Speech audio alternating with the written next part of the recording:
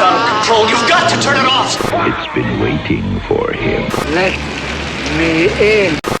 Hi people, this is Giovanni Lombardo Radice from Stage Fright, and you are listening to the Hysteria Continues.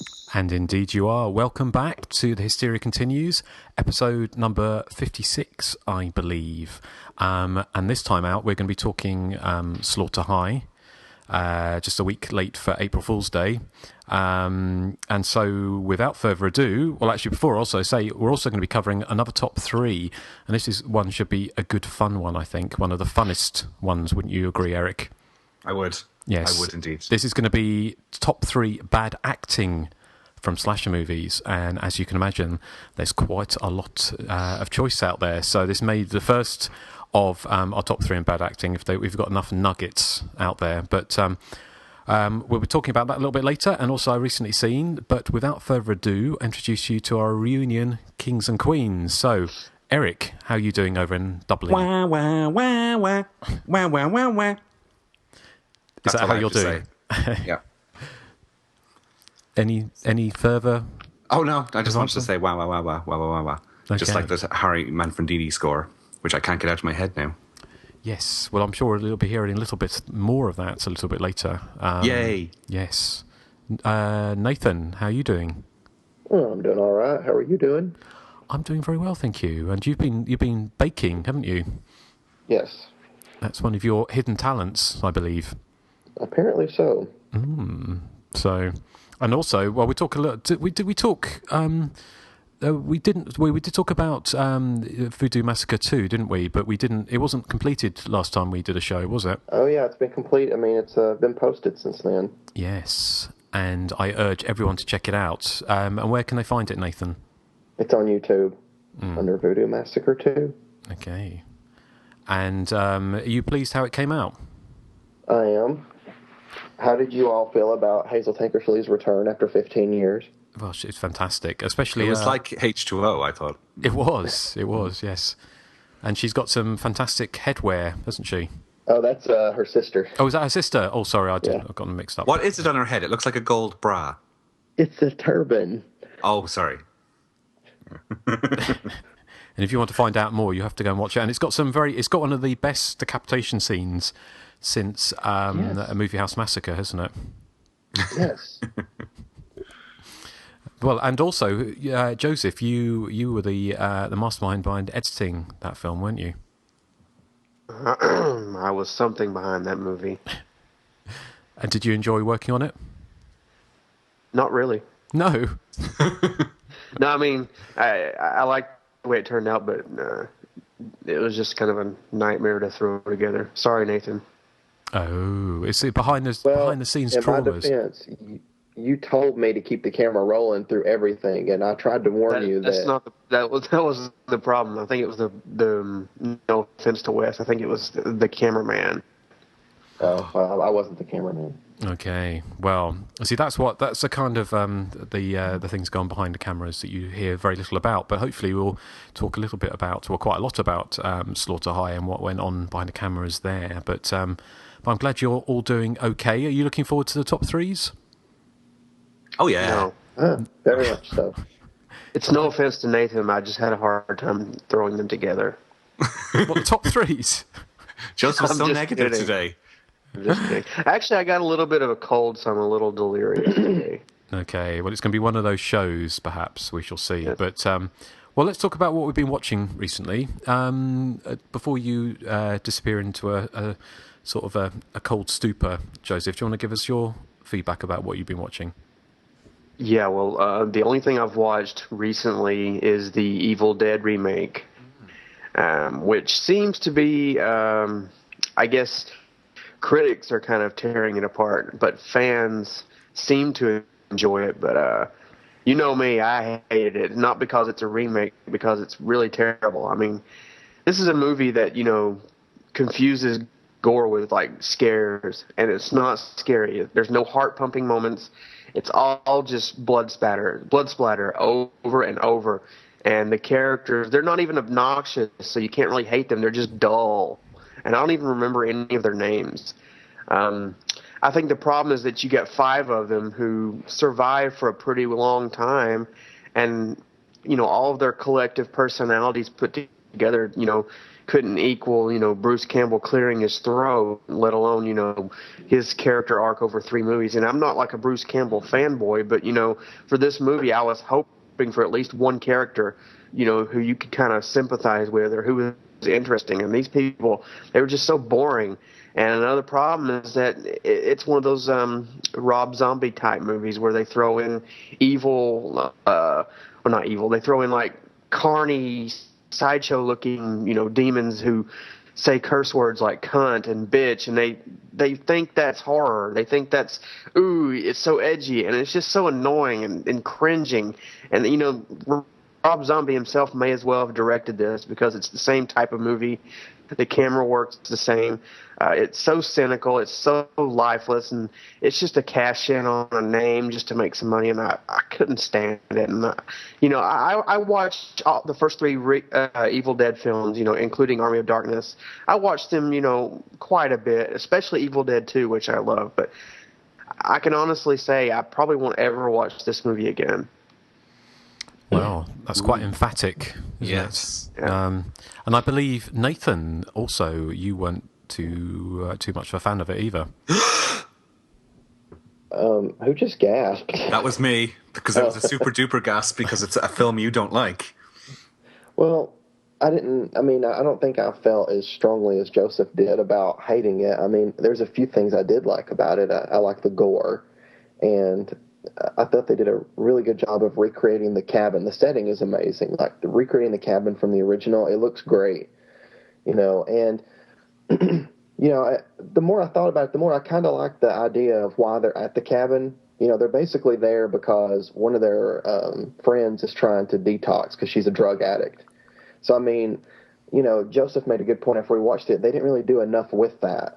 They did, at first it was like, well, she's the one seeing things, and they're thinking it's because she's, getting off the drugs, going through withdrawal. And that's what they're thinking. But I guess, like him, I thought they could have gone a little further with that. I thought it was an interesting angle to take. But I guess I was mainly disappointed because I loved the trailer. I thought the trailer looked like it was going to be a great, like, scary, thrill ride. And, it was just kind of a gore movie, no thrills or scares. It's just all about the gore. Like, you guys, there's a scene in the trailer. I'm assuming you both have seen the trailer, right? Yeah. Yes. Yeah. The scene where the demon has the girl down in the cellar and licks the box cutter and it splits the demon's tongue open. That scene made my skin crawl. In the trailer, I just thought, this demon doing that and its eyes rolling back up in its head, and this girl seeing this was crazy. But in the movie, it happens for just a couple of seconds, and then the demon looks at her and says something like, "Now kiss me, you cunt." And I'm just like, I don't know, that just made it corny to me, and that was potential to be a great scary scene. Well, the poster said the most terrifying film you will ever see, didn't they? So they obviously thought, is it played straight then? It's not played for laughs? It is. Yes, it's played straight. Well, the final 15 minutes tries to do the kind of low brow comedy of the Evil Dead 2, but it just doesn't work. It just kind of feels at odds against what came before it. And if I can go a little further, I do like the gore. I think the gore is really well done. But I mean, once you've seen one special effect, you've seen them all, and they just keep going over and over. It's basically like watching a reel of special effects, and that does get boring after a while. And Nathan, was talking about the whole detox thing. Another problem I had with that, aside from them not really, capitalizing on that, is that the girl who's playing the detox person or victim or whatever you want to call it, she doesn't look like a junkie. She looks like just a regular, teenager or whatever. And instead of, facing her demons, no pun intended, head on, she has all these hip buzzwords like, I'm going to do away with this shit. This Nathan probably remembers it better than I do, but they spend a lot of time just throwing out corny dialogue. And it's just, I don't know, it just felt so phony, and I don't know. Yeah, the one-liners were really unnecessary. I mean, I think maybe it almost felt like the makers of this one saw Evil Dead 1 and 2 and Army of Darkness, saw all three of them and tried to give it the serious feel of part 1 and then give it the dialogue of part 2, with the one-liners and stuff. And that doesn't really work unless you're trying to make a comedy. You're trying to make it funny. But, I mean, it's obvious they weren't trying to make this movie funny. And has it come out in Dublin yet, Erik? It hasn't come out in Dublin, not until April the 19th, Justin. Okay. So you haven't seen it yet, then? No. But Mariah Gorman from Virginia gave it 10 out of 10. She said she's going to go see it 2 more times in the theatre and she can't wait to own it. Who's that? Is that a friend of yours? No, she's on IMDb. I'm just looking at IMDb. I'm just surprised because all I've read is negative reaction and still managed to have 7.5 out of 10 with nearly 7,000 users voting for it on IMDb. Well, it's interesting because on my Facebook wall, most of the people I know who've seen it said they really enjoyed it or they liked it more than not. So, and I think is it the number 1 film this weekend? It looks I'm sure it is. It's made a lot of money this weekend. And I hope it does. I hope it does really well at the box office because, I'm a big supporter of any R-rated, horror, coming to the theater. So I've got nothing but high hopes for Evil Dead to do well.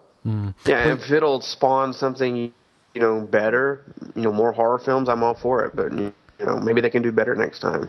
Well, wasn't there talk? Because there's talk, isn't there, of doing Evil Dead 4 anyway with Sam Raimi directing it. Well, he was gonna make it Army of Darkness 2, and then this guy was gonna make Evil Dead 2, and they were all going to kind of cross over with one another into one final film. So I don't know how that's going to work, but we'll see. Okay, all right. Well, interesting. Well, thank you, Joseph. I'm sure that we'll hear a lot more about the Evil Dead remake. What else have you been watching? Anything of note? No, I actually started watching a movie last night, but I was so tired I shut it off, so I'm going to save it for the next show if I can finish the movie. Okay, all right. Well, thank you. Erik, how about you?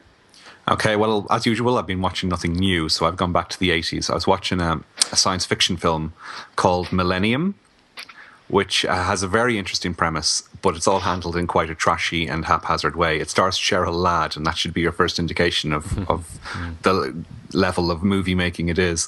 She plays this time traveler. Is it the one with Chris Christopherson as well? It is indeed, yeah. She plays a time traveler from 1,000 years in the future, and she's part of this posse of people who zap back in time and find themselves on board airliners that are about to crash. And what they do is they zap all the people off the plane, bring them back to the future, and then put replica identical dead bodies in their place. But they also have this clumsy habit of leaving behind some evidence of their time-traveling antics. And Chris Christopherson sort of uncovers what they're up to. And it's not nefarious anyway. What they're up to is for the good of mankind, apparently. The problem with the film is that when you introduce time travel into as a major plot point in a film, you have to be kind of watertight with the plotting. Otherwise, you're going to invite all kinds of questions. And, this film has absolutely... It just throws caution to the wind. It doesn't care what it's doing. And you're just left asking questions all the way through it. And then it feels like there's a big 20-minute chunk missing from the middle because it jumps from point C to point X in a split second. But I did find it entertaining. And it's certainly worth your time if you want to see Cheryl Ladd sporting not one but two fantastic haircuts. Because when she's in her 1989 guise, she has that huge big hair, glam soap, Dynasty Dallas, backcombed special. And then when she's in 3089 or whatever year it is, she has this huge big Sieg Sputnik quiff that you could definitely write home about. It's so fantastic. I thought it was an interesting film. I thought it was trashy. The premise is really good, and I'd love to see it done really, really well. But as you know, it stars Cheryl Ladd, so what did I expect? Right, I haven't seen it, but it is a great premise, isn't it? I do like the premise. Yeah. And for the hairdos alone. Sorry? For the hairdos alone, it's for the hairdos alone. Out. Well, yeah, for Cheryl Ladd's two hairdos, it's very good, and you get to see Chris Christopherson topless if that's your cup of tea. Okay, well, it's not mine, but. The other film I watched was The Nest, which I'd never seen before, which I'm a big fan of nature take revenge movies, and this is a 1988 one about flesh-eating cockroaches invading a small coastal town. It actually stars Lisa Langlois, is that how you pronounce her name? From My Bloody Valentine? Yeah, she's in the lead role. It probably takes a bit too long to get going, this film. There are some very OTT sequences towards the end. It takes a long time to get there, but the main, like, I was expecting kind of a more Kingdom of the Spiders, Squirm type film, but actually what it turns out to be is kind of like Cronenberg's The Fly, or maybe John Carpenter's The Thing, but done on a much lower budget. And it actually has a huge amount in common with key elements of Mimic, which came out, I think, about 8 or 9 years later. But I mean, if you despise cockroaches, there's lots of icky cockroach action in there to turn your stomach. But otherwise, it was a bit forgettable, but, you know, not awful. It sounds like it's better than the Evil Dead remake. Okay. Well, no, I don't know if I could watch it.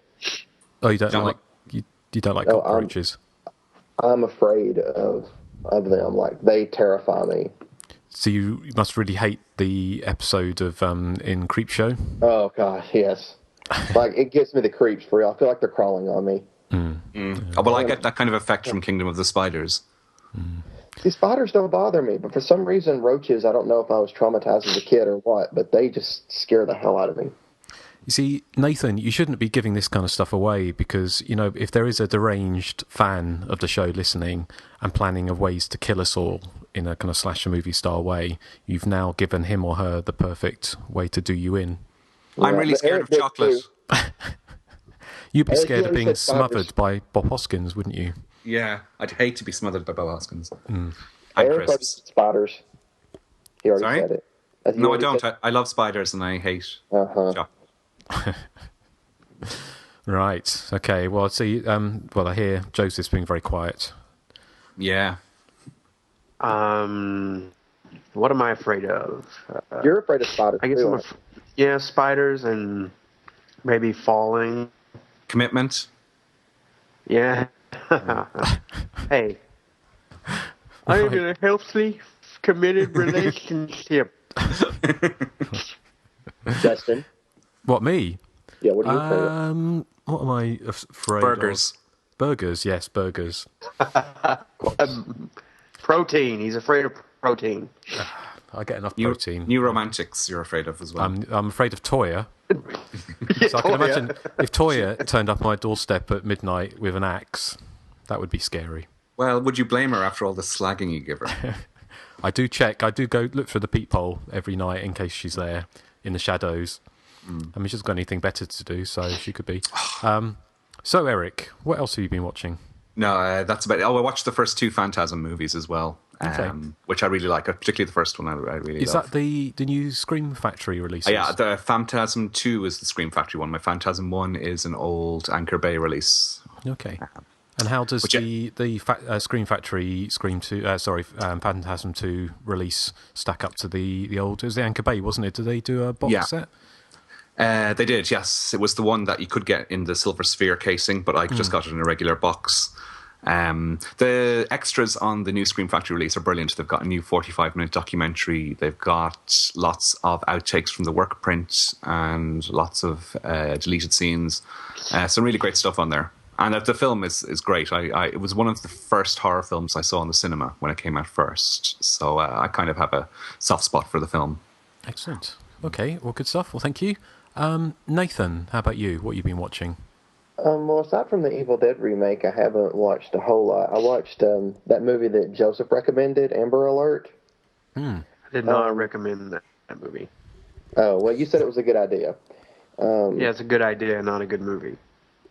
Well, like, I really like the idea, and I guess I'm with Joseph on the fact that I think the makers they missed the mark because, you know, the 2 characters, you know, that see the car that's in the Amber Alert and they're chasing it, they're just unbelievably, like, annoying. I mean, you don't have to be constantly screaming for 90 minutes, and that's what it felt like they did. I mean, just the screaming over and over. I'm like, how are their throats not killing them? You know, sounds like a Susie concert, if you ask me. Screaming for 90 minutes. Oh, I thought you meant all the fans screaming for her. Yeah, they would be. No. They would be, of course. No, it's Susie screaming for 90 minutes. Touché, Justin. Well, hardly. Susie, as you know, is back. She's playing the Royal Festival Hall in London in June. So yeah, and it's been programmed by Yoko Ono, who is a bit bonkers, so she has no idea what she's doing. What's Toya doing at the moment? She's in a play called Hormonal Housewives. Okay. Yep. Right. There you go. Susie is a lot like Keith Richards. She cannot be killed by conventional weapons. That is true. But anyway, we're getting away from poor Nathan. Yes, sorry, Nathan. Sorry. Yes.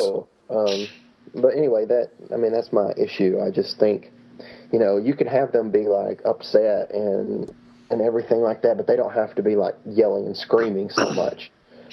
I mean, that kind of grates on the viewer, I would imagine. Sometimes when you're making a movie, you need to keep the viewer in mind, That's what I tried to do with Voodoo Massacre 2. I kept the viewer in mind. We can tell. Yeah. Mm-hmm. So, although our desire for a return of the shoe rack wasn't met. Well, I'm sorry. It's dead. It died. But not even in the flashback. Not even in the flashback. Maybe in part 3, I'll put a flashback to it. Okay. Excellent. You've got to listen to the fans, Nathan. Yeah.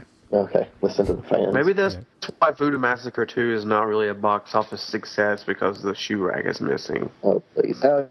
I have to say, though, there were a few cool shots in that. Wes did a really good shot of the voodoo doll on top of a vehicle, which I got compliments on. I'm very excited about. Thank you, Wes. I think it was a very entertaining 8 minutes, wasn't it? Was that 8 minutes? It was about 8 minutes. Yes. Yeah. So do look out for it on YouTube. So anything else, Nathan? I don't think I've seen anything else. I mean, I want to see Stitches, but I haven't seen it yet. Okay. Well, thank you. I can't remember. Did I talk about Sightseers last time? I don't think so, no. No. Okay. Well, I watched Sightseers, which isn't a slasher movie, but it's a kind of a black comedy with kind of slasher movie leanings. It's another British film. Which have you seen it, Erik? No, but it's from the director of Kill List. It is. Yeah, I've seen Kill List. Yeah. Yeah, I didn't really like Kill List that much, but I preferred Sightseers. It's not perfect, but it's the setup is it was basically a black comedy of these two very nerdy characters. One woman who lives with her elderly mother, and she starts dating this guy with this big ginger beard and a woolly hat. And they go off looking at things like pencil museums and old railways and like a real kind of nerdy holiday. But he also happens to be a serial killer, and she doesn't know that to start off with. And if people do things like drop litter and annoy him, he'll kill them. And eventually she finds out, and then there's this whole thing about she starts to become as bad as him and everything. And it's done in a kind of black comedy kind of way, and it's a mixture which probably won't mean much to like an American audience. But Nuts in May, which is the not Ken Loach, what's his name? God, I can't remember his name now. The one, Erik, who did all those kitchen sink dramas. Who did Mike Lee? Is it? Mike Lee? Yes, it's very much like Mike Lee, and it's crossed with Nighty Night, which is like Julia Davis sort of a comedy series, which is kind of very dark and twisted. So it's worth a watch. It's very gory as well. There's lots of blood, heads bursting open, and all sorts of stuff in it. But it's not for everyone's taste, and it's not wholly successful. But it's probably worth a watch. The other one I saw was courtesy of Erik, which was The Pix with Karen Black. Have you watched that yet, Erik? I have, yeah. Yeah. And I was surprised at how low the horror content was in it. It was to me, it felt more like a detective movie. Yeah, I was surprised as well, actually. And I didn't actually... It was kind of... I mean, Karen Black's in it. It was a couple of years before she became really big with Airport 75. And I don't know when she did Trilogy of Terror. That was probably about the same time, wasn't it? So I think this is a little bit before that, and she kind of plays a prostitute is in Montreal, isn't it? I think it's a Canadian shot film, and there's lots of French speaking sort of in the film, which is quite interesting. And the way they do it is interesting. She's dead at the beginning of the film, but the film runs in a kind of concurrently, but also alongside flashbacks of her day or days before she dies, building up to why she died. And Christopher Plummer who was in The Sound of Music, and there's later in Clown at Midnight. He's in this as a detective, and he's investigating a death, and it becomes more and more. It becomes clearer that it's something to do with Satanism. But like Erik, it was very. I mean, it is. There was a certain type of movie made around about this time, like Let's Scare Jessica to Death and Messiah of Evil, which have very kind of mournful, slow, kind of funereal pacing, don't they? And very slight, kind of strange atmosphere. And this film has that in spades, but it really moves at a snail's pace. And it's incredibly boring, but in some ways it's still quite surprising. It kind of transfixed me. I was interested to the end, although to be honest, the end I didn't really understand what was going on at the end, if I'm honest. But thank you, Erik. But did you like no problem? It? Did you? Were you? Yeah, I was disappointed in it. It wasn't the film I was expecting. I thought it had a real 70s cop drama, Dirty Harry minus the violence, or French Connection type feel to it. I didn't feel any. I mean, it was atmospheric, I suppose, but it didn't feel like a horror movie to me at all, even when the satanic element came in. Yeah. Well, that's. I mean, how about you guys, Joseph and Nathan? Have you seen the pics? No. No, I've not seen it. No. Well, it's surprising. It's put out by, is it Scorpion releasing, isn't it, the States? It's one of those Katrina sort of presents. Oh, yes. Which I haven't actually watched her stuff. And I think there's a commentary with Karen Black on there as well, which I've not listened to yet. But it's very unlike what Scorpion Releasing normally puts out. It's very uncheesy, isn't it? So... it's quite a long. Well, it's 108 minutes, but it feels a lot longer. I thought when I was watching it as well. Yes, one of those kind of films. So, so yes, well, that's what I've been watching. So that's about it, isn't it? I mean, how about we get on to our top threes? Oh yeah, yeah. Well, we'll start off with Joseph, and I've got you number 3 here. So if I play this, and then you can tell us a little bit about it. 109. 169. Do you remember when you could sit outside and not worry about the mosquitoes and the killers? $1.59. I bet you ain't never seen wild butterflies in these parts. Well, when I was a girl, they just came through in droves. I wanted to listen to more. I found it really interesting. Yeah, I know we've covered Nail Gun Massacre ad nauseum, but I mean, what can you do? It really is a great exercise in very bad acting, and I love that you can see the script that she's reading from, and even though she has the script, she still managed to flub her lines, and then that guy has to pick up her lines. So, yeah, it's one of the reasons why I picked it. Plus, as I've said before when we did the episode, and many other times before, I really get a kick out of that movie and all the bad acting that comes with it. So that is my number 3. Thank you, Joseph. Yes. Well, it couldn't have gone without. Well, we couldn't have gone through the show without that in the top 3. I wouldn't have thought. So excellent. And Nathan, does that make your heart sing? Yes, very much so. Excellent. Well, anything else you want to say about it, Joseph, before we move on to Nathan's number 3? No, I mean, like I said, we've covered Nail Gun Massacre in one capacity or another so many times, so let's just move on. Excellent. Okay, well, thank you, Joseph. Nathan, here's your number 3. Oh, shit. What time is it? It's time for the organ transplant, and you're the donor and I'm the recipient. No, really, what time is it? It's about 10 o'clock, sir. Hey, look, I'm really sorry. I gotta cook up firewood today. I forgot all about it. You mean you would rather go cut wood with your friends than play with these? Hey, I told Brad I'd go cut wood with him today. They need some attention. They're lonely. They need somebody to play with. How about if I come back and play with them a little bit later on? Okay?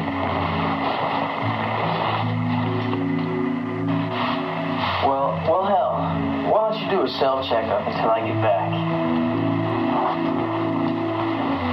But you said we could play doctor all day long today. Okay, Nathan, why do you choose that? What is it? That's Nail Gun Massacre. I mean, it's full of bad acting. So, I mean, how could I not pick something from it? You know, plus, I kind of had a hard time with this top three.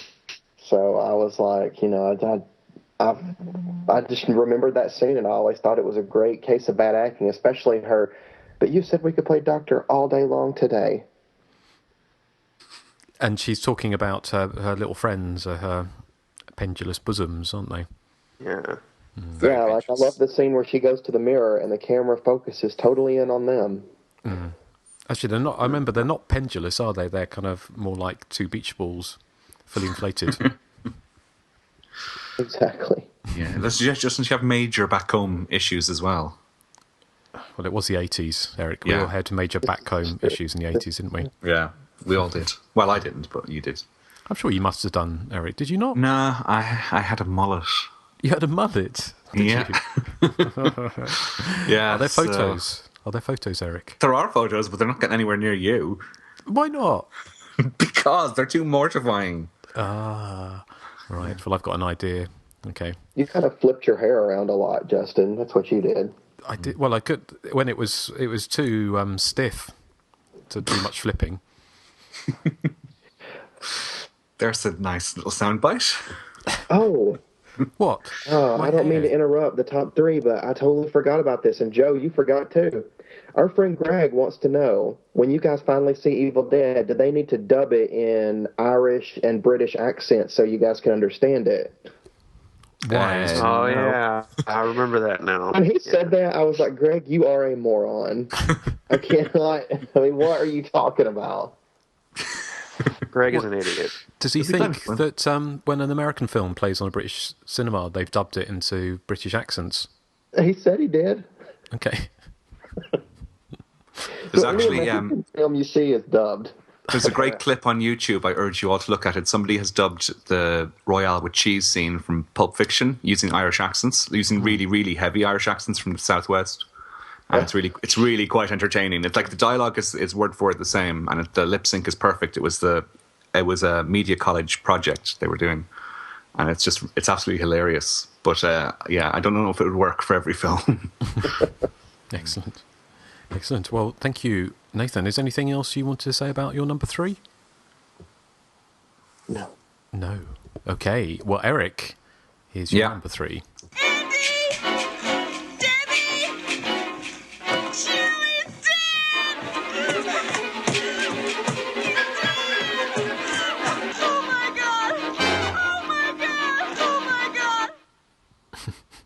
Okay.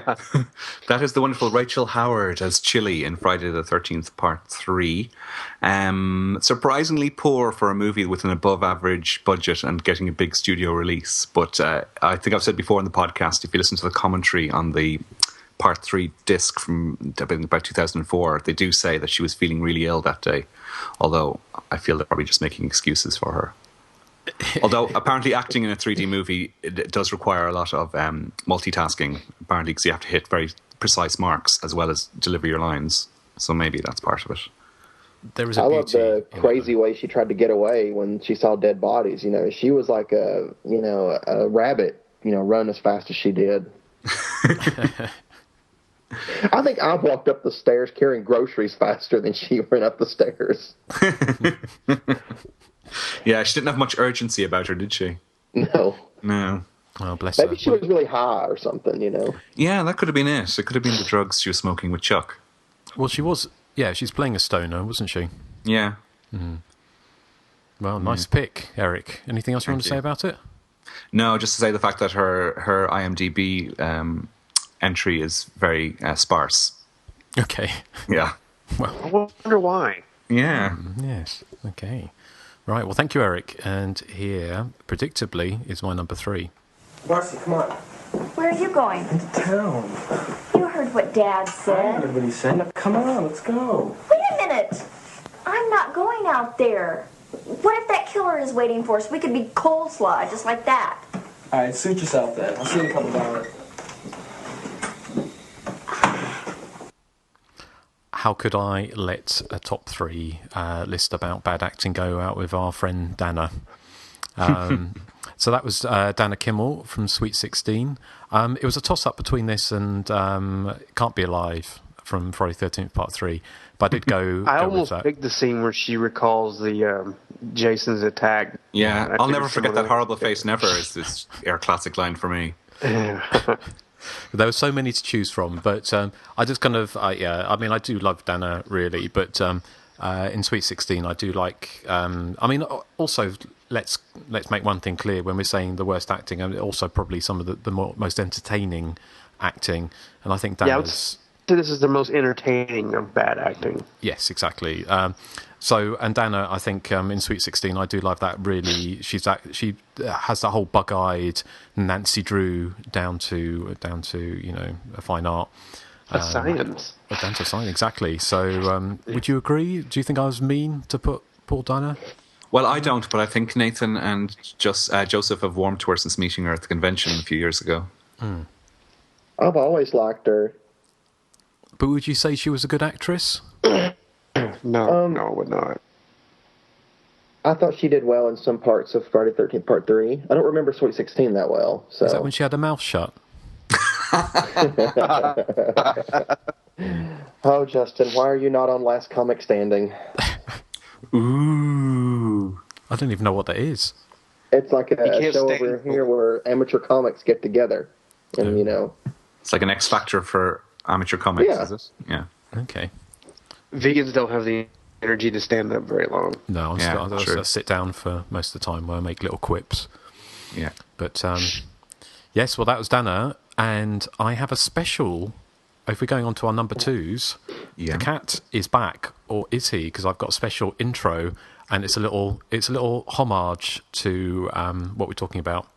He's a bastard! Flushing the toilet, he's a bastard! Flushing the toilet, he's a cat! Flushing the toilet, he's a cat! Flushing the toilet, he's a bastard! How do we know she is alive? Brilliant. So there you go. Yeah. You'll be hearing that like 3 more times. I love that. I like that very much. So, Joseph, here's your number 2. Hi. Hey, babe. You and me got some serious problems. We got to work a few things out. You know what I mean? Well, this isn't a very good time or place, Josh. I mean, couldn't we... Fine. I can wait. Okay, Joseph, what was that? And where was that from? That was from the unfortunately made Terror at 10 Killer. Well, it's unfortunate that it was made. Yeah, it's very unfortunate. Are you sure that wasn't Daniel Day-Lewis? It might have been. I know people like Kevin Costner and all those big names did slasher movies, so it stands to reason that Daniel Day-Lewis would. But no, I just love his delivery. Hey, babe, we got to talk. You and me got serious problems. Yeah. But I just get a kick out of that whole monotone delivery. And she's, the girl he's talking to, she's no better. So that's a good pick, I'd say. Excellent. I have a question it's for probably you, Joseph. The only reason to watch that movie would be just the hilarious acting. Well, I was going to ask you, Terror at 10 Killer, better or worse than the Evil Dead remake? Well, I'd say it's better only because, at least I can laugh at it. Wow. Evil Dead remake was just dull and lifeless and cynical, and I couldn't rewatch it. I think Terror at 10 Killer is better too, but I like Terror at 10 Killer, so... And you're going to pick it, aren't you? Crazy Fat Ethel is better than pretty much anything. Oh, yeah. What does that say? Oh, are you going to pick Terror at 10 Killer, aren't you, Nathan, at some point? I keep meaning to pick it, but there's a few in line that I want to talk about before it. Okay, but it's coming at some point. It is, yes. Oh, good. Right. Anything else you want to say about that, Joseph? Nah, we'll just move on. Okay. After this is Nathan's choice. He's a bastard! Flushing the toilet, he's a bastard! Flushing the toilet, he's a cat! Flushing the toilet, he's a cat! Flushing the toilet, he's a bastard! How do we know she is alive? I demand to see Mr. Davis immediately. You want to see Mr. Davis immediately? You want to see Mr. Davis with all his clothes off? Naked? I won't be put on. I want to see Mr. Davis immediately. Get back in bed, you nosy old bitch. If you don't take me to Mr. Davis and Mr. Podolsky, I'll call social services. Get back in bed, you nosy old bitch. What the hell was that I don't know what that is. What is it? It's from Death Nurse. Oh, from the director of Crazy Fat Ethel? Yes. And starring Crazy Fat Ethel. And that is Nurse Edith Mortley versus Faith Chandler in an argument to end all arguments.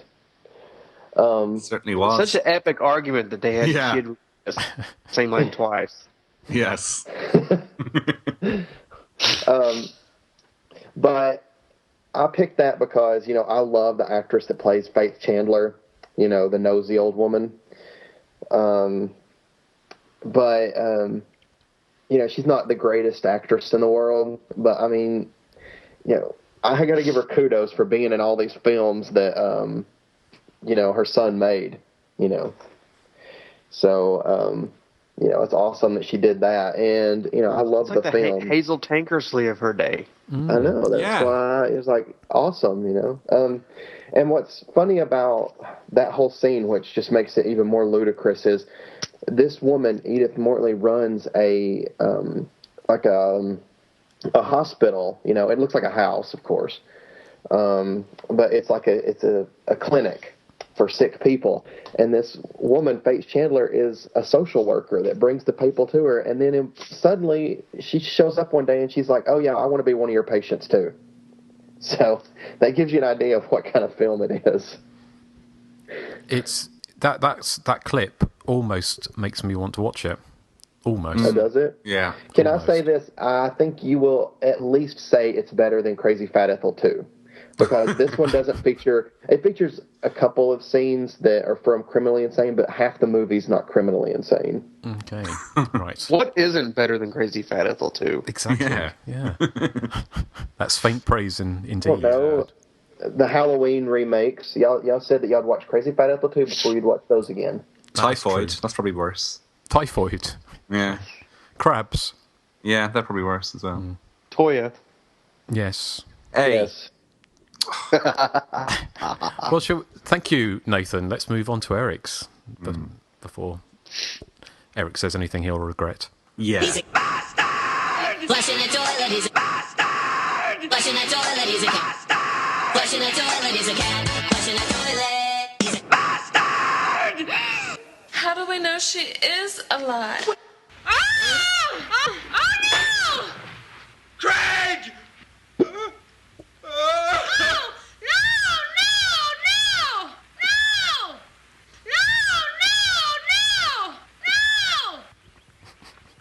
Okay, that's Ron Howard. In Don't Go in the Woods, or Don't Go in the Woods Alone, as it was called over here. It's not, in fact, Ron Howard. It's Ron Howard lookalike Mary Gale Arts as Ingrid. She's conveying the horror of finding her dead friend by shouting no rather lethargically several times. And then a dramatic pause, and then another no! She's still a better actress than Dana Kimmel, though. Oh, really? Controversial. Well, no, I don't know if that's true. No. But I do love that scene in Don't Go in the Woods. It is... can you remember, did they dub their own voices? Or I think they did, didn't they? I think so, yeah. Because she talks on the special edition DVD and her voice sounds the same, I think. Yeah, no, I just wondered. No, I wondered if they shot it live with audio, because you think if they're in the studio and had the luxury of retakes, you would have thought she might have done a slightly more enthusiastic take. But time is money. Exactly. Yeah. And maybe that was the 53rd take of it, and that's why she sounded really bored. Yeah. So. Maybe the first take was like... That was the best take. That was the 53rd take, and that was the best one they got. Yeah. Excellent. Well, thank you, Erik. Is there anything else anybody would like to say about that? No, we've got... No! Well, we've got more. We have covered that. I don't know which episode that was, but we did cover the that at one point. 40th, I believe. 47th? Okay. It was in the 40s somewhere. I don't remember. Okay. Right. Well, if If that's the last, well, this will be the last of the bastards. He's a bastard! Flushing the toilet, he's a bastard! Flushing the toilet, he's a cat. Flushing the toilet, he's a cat. Flushing the toilet, he's a bastard! How do we know she is alive? How you feeling, Karen? The head. The head. Easy. Everything's all right. Easy, though. I saw it. It was so real. And I haven't had a drink or anything. I swear to Jesus, I haven't. I saw it plain. Real plain. Look, stop it. Just relax. It's okay. You didn't imagine it. It was true. It was all true. God. I was so scared. I was so scared. Scared of what? I woke up and I thought I imagined it. Had a flash or something. That was the Oscar-worthy performance by Corey Clark in Dark Sanity, aka Straight Jacket, a movie full of wonderful and beautiful and very moving passages of acting by that wonderful actress. So I imagine, have you all seen that film? Yes. Don't think I have. Have you not? That's the one. That is the one with the. I think it's that one when it's the woman washing her hair in the bird bath. Oh, I still definitely have to see that one. Yes, and Corey Clark is. She just looks like she's taken a load of sleeping tablets, and they've woken her up from an overdose and made her recite her lines throughout. So. It's it's a wonderfully woeful performance by Miss Clark. So, right, it's on my to-do list. Oh, well, enough of that. Thank you very much. We know what happened last time. Yes, that, so, under Bob Hoskins. Yes, we all remember the Alamo. Bob Hoskins. Yes. Okay. Well, Joseph, here's your bad acting number one. I'm the treatment hard, and I ain't gonna get my fix. Hell with it. I'm sick of it. God damn it, I'm tired of it. This goddammit been running after me all this damn time. Once and for all. Time of day. Damn it. I'll be all nervous here and oh, shit! What was that? Well, unfortunately, the audio in that film is so awful that you can't often hear what's going on. But that was from Axum, which is probably the worst slasher film ever made. But I'm probably the only person who will admit to this. But the more I watch that movie, the more I actually kind of like it because it's so abysmal that you can't help but just chuckle. And that scene is this guy. He's basically just walking around his house rambling, and he's all pissed off. And then the killer comes in, and he holds up like an axe or a butcher knife, or I can't remember what it was, or a meat cleaver or something like that. And when he swings it down on the guy goes, "Ah, shit!" Just kind of monotone like that. It's just the whole movie's like that. It's one of those movies you'll be flabbergasted how. Not only did it get made, but it actually got distribution in like the late 90s or early, noughties, as you like to call them. I know Nathan has seen it, but have either of you seen it? Not yet. No. Now you've got to watch it. I mean, it's so dreadful, but it's funny at the same time because it's just so awful. Well, it's one I've been meaning to watch, but it's kind of I never quite find the right time. You really should probably have a few drinks beforehand. Well, that won't be a problem. Of course, you'll do that anyway, so Yeah, of course. I'm looking at its IMDb list. Apparently, its budget was $650, and then it made a gross of £184 sterling worldwide. No, really? That's what it says on IMDb. Fantastic. Well, that's definitely one we should cover at some point. Yeah. It was actually filmed in the early 90s as something else, And then it finally got a release as Axum, like around 2000 or 1999. I can't remember. But yeah, you got to see it. It's awful. It is the worst slasher film I've ever seen. The Weekend It Lives, apparently, was its original title. Yeah, that's it. The what lives? The Weekend It Lives. I don't know, it doesn't really scan properly for me. The Weekend It Lives. Okay. What about Nathan? What have you seen it, and what are your views on Axum? I saw it a long, long time ago, and when I saw it, I didn't really like it very much at all. I thought it was really, really, really bad. But it's been a really, really long time. The only thing I really remember is there's a scene where a guy gets scared, and he's, like, shaking his glasses, and it's supposed to be like he got so scared his glasses are moving around, and it's very odd. Okay. Right. Well, that's one to watch. That's homework. Yeah. And Nathan, this is your number one. No, Jeremy, no. Please, Jeremy, no, I love you. No, for God's sake. What? You have to remember, this woman in this scene is supposed to be begging for her life because this guy's going to kill her. Yeah. Oh, I thought he was leaving. I thought he was leaving home or something. No, he's trying to kill her. He has a weapon, and he's going to stab her with it. She's like, no. What's it from? It's from Splatter Farm. Oh. And some people might jump on me by saying that's not a slasher movie, but it's close enough. I mean, I'm not going to get into that argument, but, it's just the movie. I don't know if I could recommend it. It's very disgusting, and it's kind of a gross movie just to be gross, I guess. But it's shot on video, so there you go. Yeah. Mm. The one thing I always remembered about it, though, is the grandmother and her reaction to about somebody about to kill her. She's like the egg lady, isn't she? In Pink Flamingos, Edith Massey. She is. Yeah. Eggs. If only that would be in a slasher movie, you could have included that. I know, that would have been good.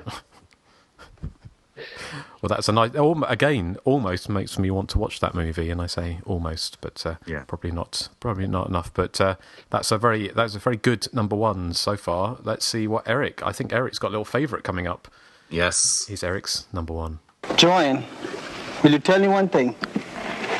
Oh, I'll do my best. Shoot. Please excuse me, I don't understand. Oh, what I mean is, ask me anything. I'll answer something. Last night I drank with Susie. She kissed me. Tonight I tell her that I got a headache. She won't kiss me. Do you think if I drink she would kiss me? Oh, I don't know, Mahmood. You do what you think's best. Joanne, will you kiss me? No, not until you've learned a little better. I don't want to get it for statutory rape. Yes, that's the fantastic, world-renowned acting of Rashad Javeri as Mahmood in Savage Water. Possibly the worst actor I've ever seen, although there's been some stiff competition in this top three, I have to say. His delivery is monotone and laboured with awkward pauses. I don't know, it kind of appears as if he doesn't speak English, is the impression I'm getting. And he fluffs his lines sort of like a 4-year-old in a nativity play. And he makes the woman opposite him, Bridget Agnew, as Joanne, and she's Meryl Streep in comparison. She can actually get the words out, I suppose, in some kind of semi-amateur fashion. But oh my God, Mahmood! How on earth did he get cast in this film? He must be an investor. Do you reckon he was an investor or something? He must have been. Yeah. Mm-hmm. Oh, the wonderful Mahmood, and of course, this goes back to the. If you want to hear our commentary on Savage Water, you can't. You're shit out of luck. Yes, well, unless you were the lucky people who managed to get a copy before it got pulled. But yes, well, hopefully that will come out in some form. If it doesn't, I kind of guess, Joseph, doesn't it? If it doesn't come out, if it doesn't ever get used, then there's no reason why we can't just release it as an MP3, is there? Yeah, I mean, I don't see why not. Mm-hmm. But we gave Mahmood, lots of love on that commentary as well. We did, indeed. Yes. So, well, that may be upcoming or may not be, but thank you, Erik, for giving us a little bit more Mahmood. Yes. And just to round things off, here's my number one. Oh, you must look inside yourself if you really want to find the truth. Defiling the graves of the dead will only anger their souls. If that's how you feel, why'd you come on this trip? I didn't think it would be like this. I'm feeling the evil in this ground. It's alive with evil. Stop it! DJ! Stop it, all of you! Stop digging before it's too late! What the hell is wrong with her? She's nuts. She'll all die if you don't stop. We must leave. We must! So I'm always torn between the two actresses, the one that goes, she's nuts, or the one who goes, the ground's alive with evil. But that was Scalps, in case you didn't know. I didn't know. I don't think I've seen Scalps. Haven't you not? It's quite a fun little movie. But Fred Olin Ray, is it? Yes, that's right. Yeah. And it's got some. Yeah, it's quite an entertaining little movie. But I do always makes you chuckle, that scene where the woman's trying to tell everyone they've walked about 100 miles to this dig, and as soon as they get there, she starts freaking out, which doesn't impress them much. But yeah, it always makes me chuckle, that little scene. So, but I kind of guess Nathan Joseph, you must be have seen Scalps. Yes, I love it. Unfortunately. Yeah. It's very low budget, and it's got, like, I always remember, it's got that really grandiose poster art, hasn't it? This kind of painting. Yeah, I always wondered how it got paired up with The Slayer, because The Slayer is actually a decent movie. And this, I mean, it's got a few amusing chuckles, but I don't know, it's pretty bad, I'd say. Yeah. So bad, it's awesome. Exactly. And talking of so bad, it's awesome. Shall we move on to our feature presentation? I've always been a big fan of Slaughter High. It's fun. It's very cheesy. It's got some fun death scenes in it.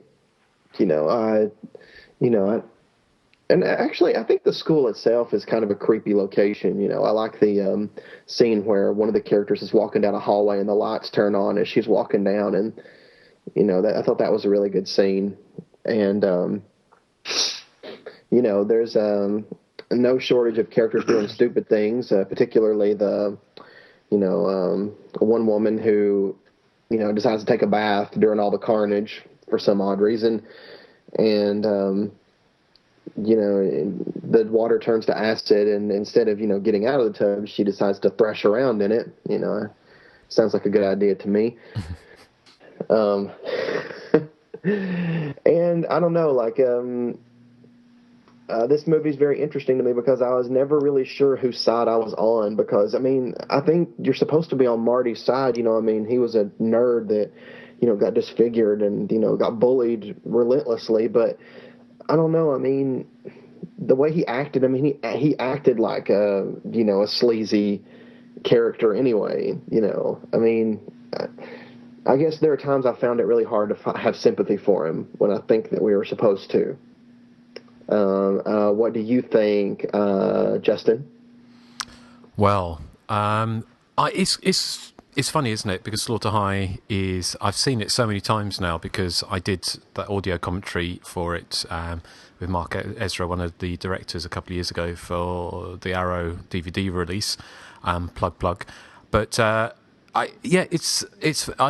I remember liking it quite a lot way back when it came out on video in the late 80s, and then kind of going off it because it is not a great movie. Let's face it. But when I sort of rediscovered it, the last few years, and I first reviewed it on Hysteria Lives, I just remember thinking it's actually a really cheesy, good time. And it's probably one of the more entertaining slashers of the late 80s, where it's a kind of hangover from the early 80s, with the whole idea of the setup of the young or not so young people being lured back to a location, being killed off one by one by a masked killer, which of course is what all the best and some of the worst slasher movies are all about. I really enjoy it. I think it is it's not a great movie. We'll talk about some of the backgrounds later on, but it always amused me when I was listening back to the commentary I did with Mark Ezra, and every time I pointed out stuff like, oh, they did that in Prom Night, or they did that in Terror Train, or they did that in The Redeemer, he goes, did they? As if he'd been making this film, a bit of a groundbreaking horror movie, which also made me laugh. But I also think with some of the best or some of the worst early 80s slasher movies, or some of the ones that have got some of the cheesiest bits in them, a bit like Girls' Night Out, which is a film that might be appearing at some point soon on the podcast. It has certain moments in it which have that kind of certain resonance and sort of lift it out of that kind of cheesiness. And I think Slaughter High, for all its silliness and its cheesiness, which is very, very entertaining, it also has moments like the very end of the film, which is, of course, underlined by the fact that Simon Scudamore, who played Marty, tragically killed himself fairly soon after the film was shot.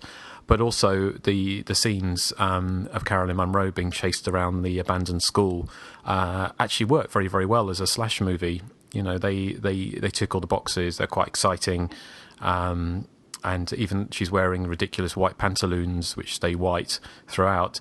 The Marty character is that with the I'm just thankful they didn't really go down the route too much of the Freddy Krueger wisecracking. And he has that right kind of mixture of the silliness or the not comedy, but comicness in so much of a, I don't know, like a Punch and Judy show, where of the jester's hat, but also the menace as well. So yeah, well, that's my tuppence at the moment. Very good, Erik. Well, I only saw Slaughter High for the first time a couple of years ago, and from watching the first 5 or 10 minutes, my jaw was sort of on the ground going, oh my God, this is going to be so awful. It looked like the film was stepping perilously close into trauma territory, which is not a place I want a film to go, to be honest. I found the humour a bit broad. I found Simon Scudamore a bit over the top in his portrayal of this uber nerd. But I think once it flashed forward to the reunion, I really got into it because those sort of elements take more of a backseat. And what I love is, as Justin was saying, for a late 80s entry into this slasher canon, it's certainly one of the better ones. There's so much inventiveness in the death sequences, and they're so over the top and so ludicrous, and they're so plentiful. And the film, sort of halfway through gains a certain momentum, and it never wavers, which I quite liked. Also, as Justin was saying, fantastic fashions on display. I mean, Miss Monroe and her enormous white net curtains that she's wearing. Mm-hmm. And I love the fact as well that the film looks so obviously British, but it's trying desperately hard to be American, which is a film that reminds me of another film called Warlock 3, which was a sequel, of course, to the Steve Miner film, and it was filmed in Galway in the west of Ireland here, because Roger Corman used to have a studio, and they often would have American set movies there, but Ireland is so distinctive in its sort of the way it looks that it's just jarring to see. I mean, I don't know, I can't put my finger on what exactly is so British about Slaughter High, but there's something about it that just even the look, and I'm not even talking about the sort of the phony US accents that some of the actors have. I mean, that didn't bother me as such, but there is something very British about the film, I found. Like, even watching it without knowing any of the background, I could tell something was wrong here. This is American, but it's not. But another thing I loved about the film is that cheesy synth score that we heard there in the trailer, which it was written by Harry Manfredini, I believe. Did he write I've read differing reports that he didn't write that theme music, but then other sources say he actually on the credits. Credited to him in the credits, and isn't it? Yeah, him and someone else wrote it. Yeah, but it's just so incredible. It's like a children's TV show music or something. There's something really incredibly, wonderfully silly about it. And I think I was looking into the background of the film, which we'll discuss later, but the budget was extremely low. Like really, really low. Not as low as Axum, but it's certainly low. And I think it looks far more expensive than it was. And I think it has certain technical flaws, but they have to be forgiven when you realise how low the budget was. And the other thing that was interesting about it is that it doesn't really have a final girl or boy as such. you'd think going into it that Caroline Munro is going to be the sort of Jamie Lee Curtis character, but she's actually a bit of a villain in it, to be honest. And she even does cocaine at the reunion, and seems to be a bit of a bitch to her agent on the phone, who played by Dick Randall. I thought watching it that its nearest rival for me would be Class Reunion Massacre, which Justin mentioned as well. Plot-wise, they're quite similar. And while I have a soft spot for the film, I thought Slaughter High was much more entertaining. It's one I would probably go back to more often than Class Reunion Massacre. And it's quite unusual for me to like something that's as broadly silly and comic as Slaughter High, but I have to say I do really enjoy it. Awesome. Joseph? Well, I guess I'm a little notorious for not really liking Slaughter High, but I've watched it. I'm actually on my third watch in a week. I watched it once just to kind of to get a refresher, and then I watched it to get sound clips, and I have it going in the background right now. And I don't really like the trauma-esque comedy, but I have to say I've kind of warmed to the movie a little bit. I like a lot of the slasher stuff. I mean, the scenes at the end where Marty's chasing Caroline Munro through the school, and that one scene where he's got the javelin and he's like right behind her. I love that. I thought that was just so well done and really well shot, because the way they just kind of zigzag between Caroline running and him with the javelin right so close to her. And unfortunate spoiler alert, he does end up, stabbing her with it at the end. So if you haven't seen Slaughter High, sorry, I just spoiled it, but you shouldn't really be listening to this if you haven't seen it. But a marginal recommendation for me. I found that I liked it a little bit more now that, I've kind of, if I could push the kind of the silly comedy out of the back of my mind, it has a lot going for it. I think, for the most part, when they're in the school, Marty's just this kind of like silent boogeyman, and I like that. When he takes the mask off, obviously he opens his mouth again, and that kind of ruins it. But, it's not enough to kind of put a damper on the film. And it does have a lot of good cheese to it, to kind of offset the bad stuff. Like you said, the whole sex scene with the electrified bed and the acid bath. I mean, why would you take a bath during all this, and then why would you go off and have sex while people are dying? I mean, that's kind of funny, I guess, but I liked it. I think it has enough, really tense moments, and like you said, that school atmosphere is just really well done. But I have a question. I mean, maybe I missed something. Marty is out for revenge. I mean, that may be debatable. I mean, the ending suggests that this might have been a dream. I guess we'll talk a little bit more about that. But I have a question. Marty's out for revenge against these people who obviously bullied him during school, but did I miss something, or did he not accidentally set himself on fire and they really had nothing to do with it? I mean, I think they laced his marijuana with something. I might have missed that, but he's the one who ends up knocking the acid over, and splashing himself. So why would he want to kill these people for something that he did to himself? That's exactly what I was thinking. It's like he was the one, like they bullied him, obviously, so maybe they deserve something for that. But he's the one who splashed the acid on himself and who put the acid on a precarious shelf. And there's no point asking Justin. He's the cause of his own. He's pretty much like Nathan said. He's pretty much the cause of his own suffering, because I had no sympathy for him. He's supposed to be this nerdy, picked on guy, but I found him to be a really obnoxious little creep. And I guess everyone in this movie is kind of obnoxious, but him even more so, because he's just so weird.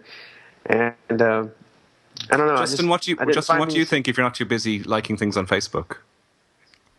What do you mean, liking things on Facebook?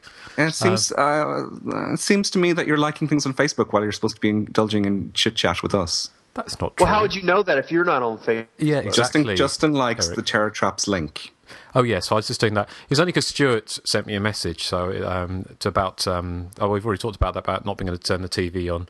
So I was trying to sort that out while we had a little break. I'll tell you why. What happened to Marty was because they laced his joint with a little explosive. And that's what I think in the commentary. That's what Mark Ezra says. That it didn't really. It's not very clear. But when the joint had a little explosive in it, and so when that went bang, that's when he walks backwards and knocks over the acid.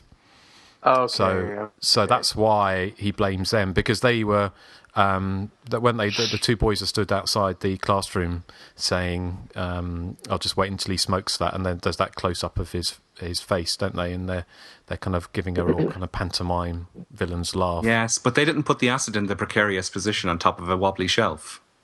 No, That's true. Yeah, but Justin, did you have sympathy for Marty? I did a bit, yes. I mean, he got he got humiliated, didn't he? But in quite a major way. Quite well hung, though. Well, yes, that is true. But which is also coming back. I mean, there's a couple of questions. One is not a question about him being well hung, but he kind of evidently was. But one of the questions I had was for coming back to what you said, Erik, about the film being patently non-American but pretending to be American. Is Nathan and Joseph, do you remember when you first watched it? Were you aware of that? And did it how did it, did it kind of stick out like a sore thumb? Well, I was probably not like really. 7 or 8, so I knew it was it had some kind of British leanings, but it didn't really, I found a few bits of the accent to be kind of obvious, but from other than that, it didn't really have that whole British vibe that Erik seems to think it does. I think it does. Do you think Justin had a British vibe? Well, I think it looks like England, doesn't it? The roads look like England. The cars, they got like some of the cars are American, aren't they? And I think they had the right number plates and things like that. But I mean, it made me laugh actually. I think which was the I'm trying to remember which one. Stella, wasn't it? Donna Yeager was the one. I mean, she's one of the few Americans in the cast, wasn't she? But her American accent was criticised as being unbelievable. Right, so it's kind of so everything was slightly off.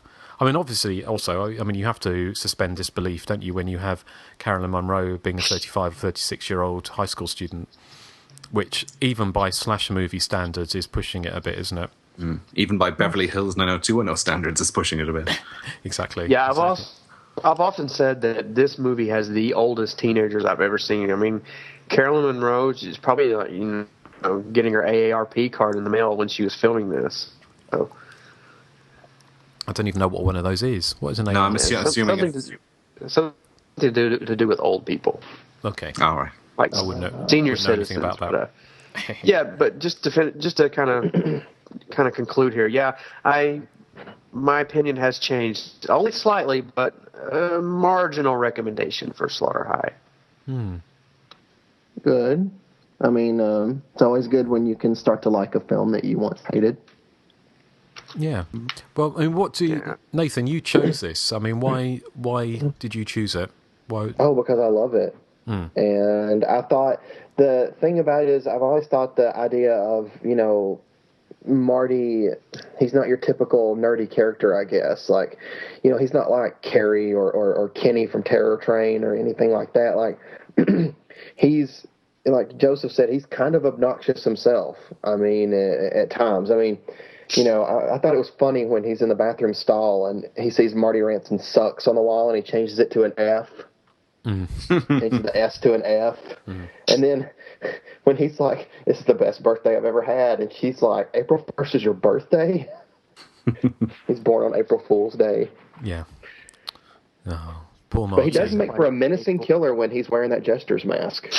But he wasn't Simon Scudamore didn't play hardly any of the scenes with him playing the killer. That's what I was about to ask, because the killer obviously is taller than Simon Scudamore in many shots, I'd say. Yeah. It was mostly the director, wasn't it? Mark Ezra, or one of the directors, because it was directed by two or three people. I think it was a kind of trio of people, but Mark Ezra played the jester for most of the shots, and I think there was a stuntman employed just for the one shot when the jester falls out the window. But I don't think Simon Scudamore played the jester at all, apart from when he takes off the mask when he confronts Carolyn Monroe in the bathroom. Did you guys feel that the cast deserved what was coming to them? I mean, because here's my thing. They're teenagers, quote unquote teenagers, when they do all this. And then, like, all these years later, it's like none of them really regret what happened to Marty. Like, they don't care. I mean, even when they're adults, they don't care. Carolyn Monroe is really the only one that shows any tiny bit of that. And the other girl, the one that was in Don't Open Till Christmas, I can't remember her name, but she kind of has a moment too, but I think her moment was more about she was scared she was about to die. Not that she really regretted what happened. Yeah, I'd say they probably did deserve what was coming to them, but at the same time, it's like I said, it's debatable whether it actually happened. I mean, you got that twist ending where Marty's in the hospital, and I wonder if it really was a dream or if this was after. It's kind of vague, so you don't really know. Did the director say anything about that, Justin? Well, the ending, I think, with the hospital when Marty's is kind of kills the nurse, I think that was tacked on. They decided that the original ending, I think, was with all of the his victims coming back to life to kill him, sort of kind of a little bit like the ending of Maniac, I kind of guess. And I think the ending, tacked on ending, was they decided to put that on after they shot the film, so they got Simon Scudamore back to do that. So, but I kind of guess it's either, you can either see it as a dream, or the fact is that it's unlikely that all these people suddenly came back with backcombed hair and ripped tight t-shirts in dry ice, did they? In real life, I wouldn't imagine. Even in the 80s. On top of the pops, they would. On top of the pops, yes, like Legs and Co. and stuff. But no, my interpretation is that, well, when I watched it first, actually, my interpretation was he survived, and like the events of the film did happen. But then rewatching it, my interpretation is very much it was all a dream, and it ends kind of like Nightmare City, where it would have been good if they ended with him. It's like maybe he's going out to finally, he dreamed it, so now he's actually going to make it a reality. So that's kind of the take I got from the film. Yeah. Then they should have made a sequel with all the same characters and him actually, doing it for real this time. What would have been funny is if they had actually made a sequel and just used this movie as him, those kill scenes as him actually doing it. They could have saved a lot of money. Well, Crazy Fat Ethel, yeah. Crazy Fat Marty or Crazy Skinny Marty. Yeah. Well, Mark Ezra did say that he was quite happy to do a sequel. He was up for doing it, and it just didn't quite happen for whatever reason. I know this. I'm sorry. I know this is more of a background information, but do you know there is an unofficial sequel to Slaughter High called Cutting Class in certain territories? In certain territories, Cutting Class is known as Slaughter High 2. Oh, I didn't know that. There you go. Well, what's strange about Cutting Class is Cutting Class uses the Slaughter High's artwork. The artwork Slaughter High's in the UK is... No, hold on. The artwork used for Slaughter High in the US is used for the UK release of Cutting Class on video. Which is the skeleton in the graduation gown. Yes, yeah. Cap gown. Which is kind of strange. Because the film was... I think it was... I can't remember. It was filmed... it's either... I think it's 1984, wasn't it? That's what he says in the commentary. It says May, June 1984. Yeah. But it didn't get released in the States until about 87, did it? On the screens, I don't think. I thought it was 86. It might be 86, but it kind of sat on the shelf for a while because he gives a great story in the commentary about how he's at Cannes and he sat down in a viewing room with lots of people who come to buy films, and after 5 minutes, everyone gets up and walks out. And then he thinks, oh God, that's really awful. That means everyone hates it. And he sees Dick Randall outside and he says, like, oh, that went really badly. And Dick Randall's saying, I don't know what you're talking about. They all rushed out to buy it after 5 minutes. So he thought it was so basically they obviously just saw kind of, lots of, basically a very sellable film. and obviously it was, but it didn't get a release until I don't think it got a release at all to the UK on the cinema, and probably in Ireland either. It was obviously made very much for an American market, wasn't it? Yeah. That's the impression I got. I'm going to kind of bring up a debate we've already been over, but I'm going to bring it up again. What did you think of Harry Manfredini's kind of familiar score? I mean, I know we talked about this on our previous episode with The Hills Have Eyes Part 2, but he pretty much does it here again. He kind of apes himself. Well, apart from apart from that bit. It's pretty much the same thing he does every time. It's the same score. Good at what he does, but he only does one thing. Yeah, he's very good at what he does, but he very much... I mean, if you've ever heard the score to House as well, the Steve Miner film, again, I guess you call him a flash in the pan, I suppose. Well, he's probably, to be fair to him, he probably got asked to do the same score again, didn't he? They probably said, we just changed a few notes. There's a... Sorry, it really works in Friday the 13th, Part 5. Can you do it again? Yeah. Well, Callum Waddle does an interview with Harry Manfredini for the sleeve notes of the Slaughter High DVD, and he says that they've done a temp score for Slaughter High, which was basically made it sound exactly like Friday the 13th, and they said just do something similar. So he was hired to do something similar to Friday the 13th. So it's not his fault. No, and it was sold as being from the people who brought you Friday the 13th, wasn't it? Yeah. Which is a bit kind of tenuous, to say the least. Yeah, very tenuous, I'd say. It's like, hey, that guy that mopped the floors, he's mopped our floors too. Yeah. But well, do you want to? A caterer. I spotted another Hills of Eyes Part 2 link as well when I was watching it, and that was where one Joker character arrives on the scene on a motorbike and falls off in a comical fashion, which happened in Hills of Eyes Part 2 as well. It must have been a trend around the time. What, people falling off bikes? Yes. In a comical fashion. Slaughter High does have a lot of really interesting death scenes. What would you say your favorite is of all of them? Justin? For me, I think it probably would be. I like Josephine Scandi dying in the bath because that's so silly. But I do think that, and ending up as a skeleton at the end, I thought that was quite, And the stop motion effect of the skin coming off her face was great. Yeah, exactly. I thought that was very funny. Well, I like that one as well, but for something different, the sex scene, I suppose, is pretty hilarious. Apparently, the guy who bears his buttocks and gets electrocuted was also in the popular UK soap opera Emmerdale. That is right, yes. Which is quite interesting. I'm sure he's probably tried to delete this off his CV. So at this stage, but that scene is probably one of the most over the top death scenes in any slasher film. Nathaniel. Well, I mean, my number one would probably be the same as Justin's, and Erik said it too. Is the acid bath? It's so unbelievable.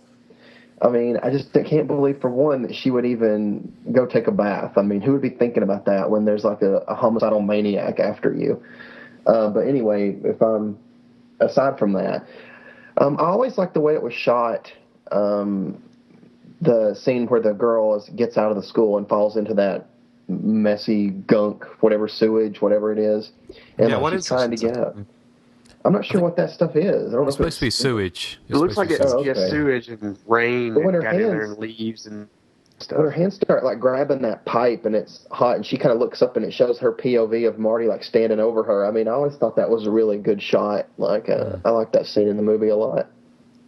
I do like the scene as well where he's obviously laced the beer with acid or something, and one of the guys drinks it and it makes all his intestines come out of his skin. Yeah, that's the one I was going to pick. I like the kind of the angle they used, and it reminded me a bit of the chest burster scene from Alien, except for this time, it's because of beer and his intestines kind of fall out. I think they did a really good job in it. It's obviously fake, but at the same time, it almost looks real because you can't really see where he's the fake torso is connected and where he's kind of standing behind it. I guess that's how they've done it, but you really can't tell where the effect ends and the reality begins. So I think that's probably one of my favorite effects in the film. I think Yeah, if you're watching the DVD version that came out in the UK, I think you can see the seams, but only because of the sort of pristine quality of the print. I did not watch the DVD, so yeah. Right. Well, Nathan, have you got anything else you want to say about it, or do you want to maybe go on to some background information on the film? Some background. Okay. And I have none. So, Joseph and Erik, I know Justin's got a ton, so what do you guys have? Well, the only thing I have is nothing. Okay. All right. Okay, well, I have a few bits and pieces. Apparently Mark Ezra was working with... That wasn't even rude. No. You said you had a few bits and pieces. I don't understand. I don't understand. Nothing? I get nothing? I don't understand. Why would you get something? Pieces? You've got to say... heard that term? Jesus. It's supposed to be a matronly show, and no one's ever heard of it. I haven't heard of that. Well, I'll give you one. I'm a simple woman with simple tastes, and I want to be wooed. Oh, you can be as rude as you like with me. That's out of sympathy, because I still don't understand. Yay. We still don't understand it, so that was purely out of sympathy. But yes. Erik, get your bits Anyway, and pieces out. Mark Ezra was part of the team that did the... correct me if I'm wrong, this is what I got from the commentary, Justin. He was one of the effects team on Don't Open Till Christmas. And the people behind that asked him then to collaborate with these other two directors on Slaughter High. So that's how he got attached to the job. They originally approached Telly Savalas to play not a lead role, but to play the role of the coach, who sort of punishes the kids at the start of the film. And Mark Ezra rang him, and Telly Savalas was all like, "It'll cost you $50,000 for 2 days." And Mark Ezra was like, "Well, how about $25,000 for 1 day?" And I think Telly Savalas just hung up on him. So they ended up getting some nobody in to play the part. He says it was filmed for £40,000 sterling, which is about $100,000 US money, which is where I was really astonished, because I think it looks far more expensive than that. And I'm wondering if his memory is playing tricks on him, because £40,000 in 1984, I don't think could have made a film of this caliber, if you want to call it that. Another thing I learned from the DVD is the lovely Caroline Munro, when she auditioned to do The Spy Who Loved Me, which is one of my favourite Bond films, she simultaneously turned down the role of Ursa in Superman, who was the alien villain from Krypton. So she could have, I suppose her career could have gone off in a different trajectory. She could have been a bigger star maybe if she'd taken that route.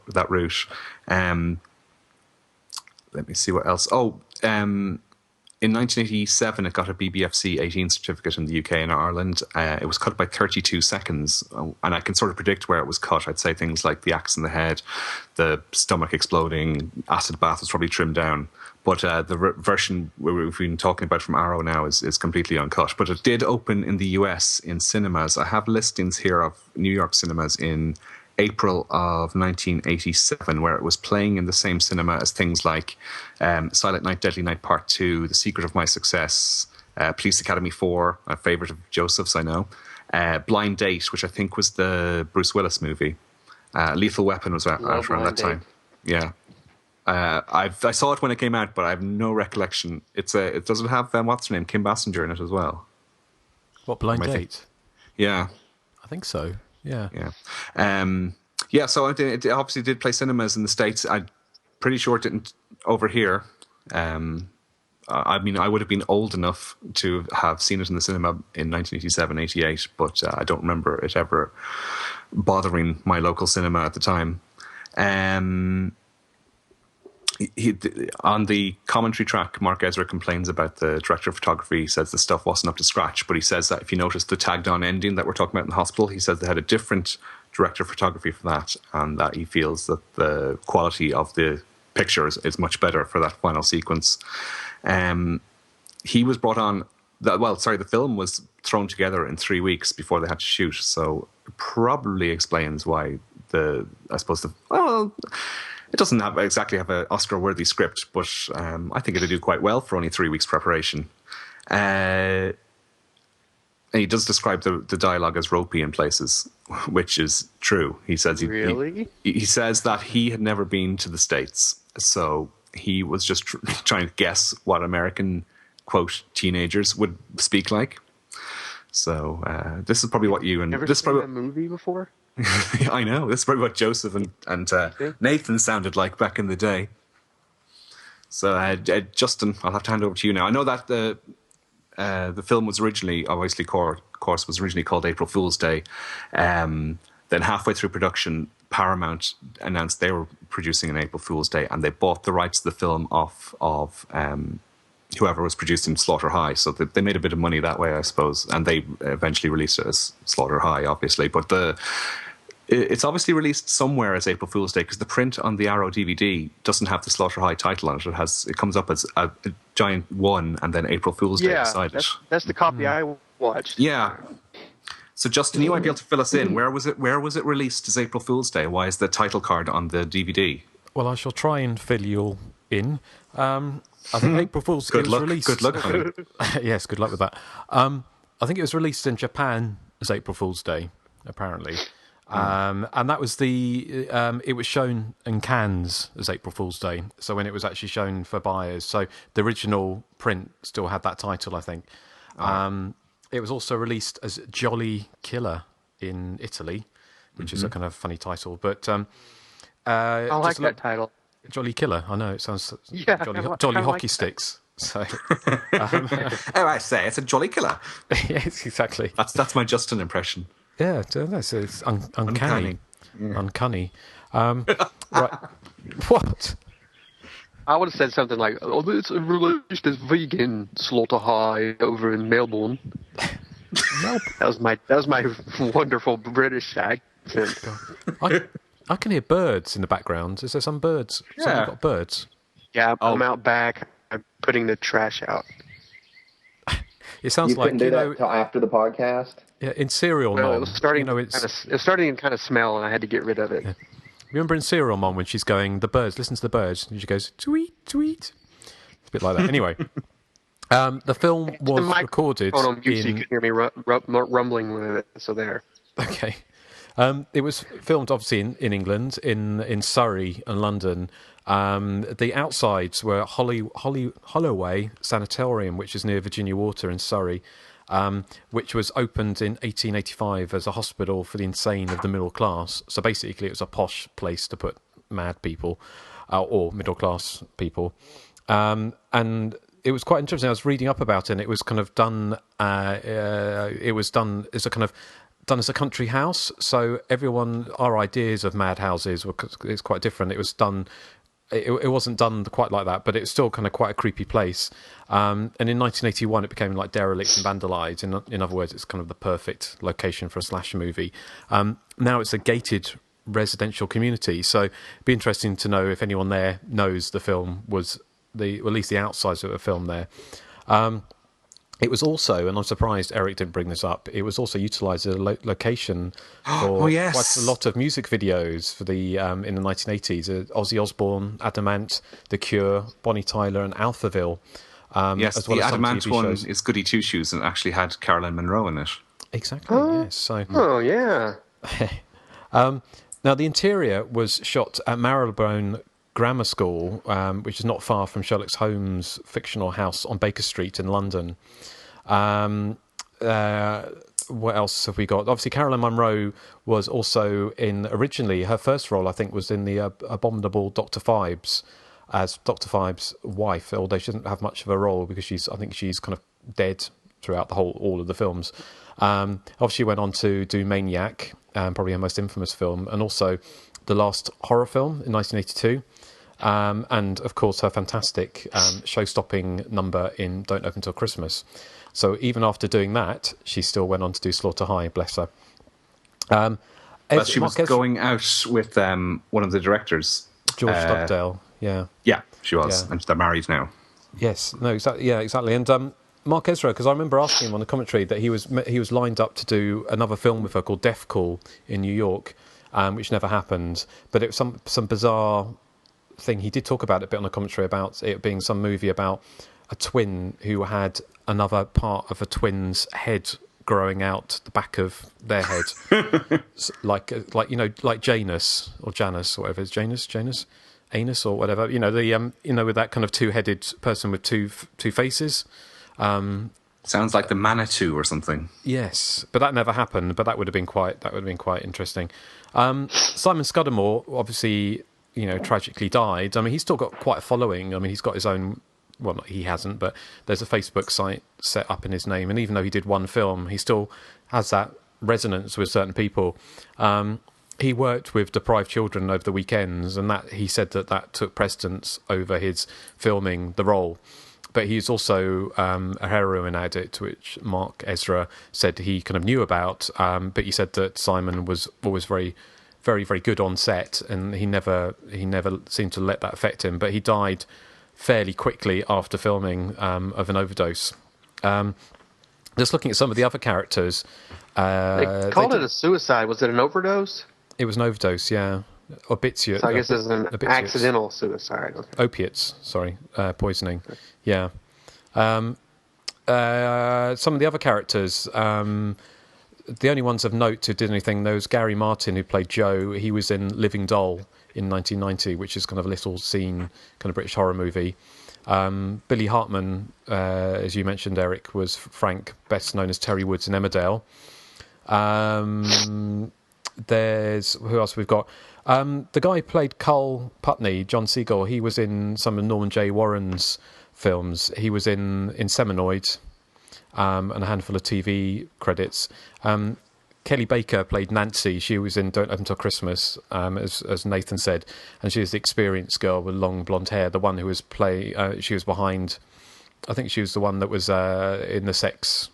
The sex club behind the glass. Yeah. Sorry.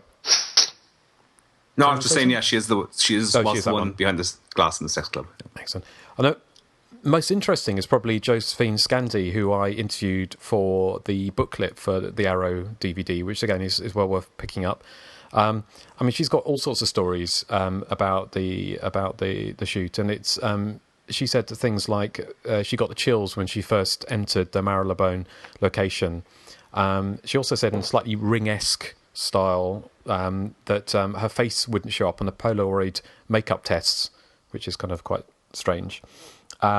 She said she heard heavy footsteps following around into bathrooms when no one was around.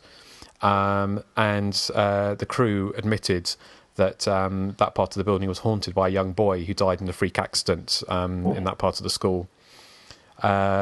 She said that they said the crew saw figures waving from the windows when there was nobody there. And she also heard a voice shouting "ah" and a gust of cold air. And she said some of the rooms were freezing even though it was warm weather, and dogs would growl before going into them. Now, whether or not any of this is true, I don't know, but this is what she told me. She also said that she found records of electroshock therapy, and she took those back with her back to Italy. And she said she had really, really bad nightmares until she got rid of them. So the only other thing she mentioned was that on set there was a ban on alcohol, which obviously would have been awful, as you can imagine. But because she was Italian, she was allowed to have a glass of wine with lunch, and then one of the crew members found it and drank it all and got pissed.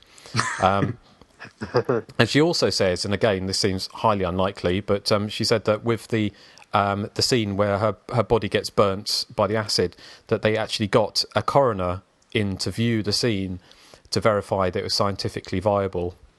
Now, that seems rather unlikely to me, but you never know, especially given the budget was £40,000, but there you go. Peter Lytton, who was also director, writer, and SFX designer for Slaughter High, also did the SFX for Rawhead Rex the same year. We talked a bit about Dick Randall. Obviously, when we've done other stuff, probably when we did our Pieces show. And Mark Ezra told me some very interesting stories about Dick Randall, and none of them are repeatable, so I can't repeat them here, unfortunately. Steve Manasian, who was a producer also of Pieces and Don't Open to Christmas, he was also one of the theatre owners who financed the original Friday 13th, and so was on the lookout for the next slasher hit. So when it said coming from the people who brought you Friday 13th, that's what they were talking about. They're basically one of the guys who put the money up for it. I think that is pretty much everything I've got for it. I mean, there's quite a lot more bits and pieces we haven't gone over, but I think it's probably a good taster for everything. But there's a lot more on the commentary track of the Arrow DVD, which is well worth getting, as I keep on saying. So not that I don't get any residuals or anything like that, but residuals.